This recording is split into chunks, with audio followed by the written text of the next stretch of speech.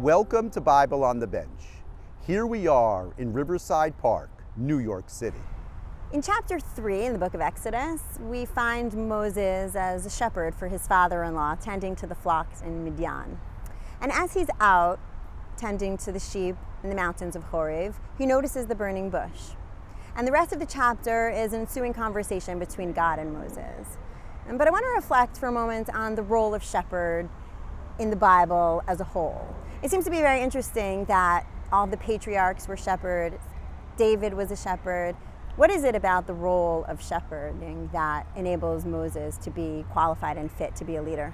I think we have to consider for a second what most people did in an agricultural society. In an agricultural society, most people were either farmers working the ground and bringing home the food, or they were hunters also bringing home the food. The idea of being a shepherd was a little bit outside of the norm. And anybody who's a little bit outside of the norm, generally speaking, is more aware of what goes on around them. Because if you're outside of the establishment, you have to just be aware of what's going on.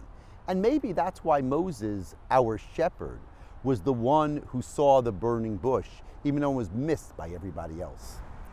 So if I can paraphrase, Moses had an ability to notice in a way that perhaps others didn't. And he cultivated that ability to notice by virtue of his profession. Is that something that is expected or reasonable for individuals to cultivate, even if they're not working outside of the established norms? Well, I don't know if it's reasonable, but I think that we can definitely get a charge from the fact that Moses was, in many respects, the ultra establishment figure, the uber establishment figure. And nevertheless, he was able to notice. Well, if Moses could notice, then we could all notice.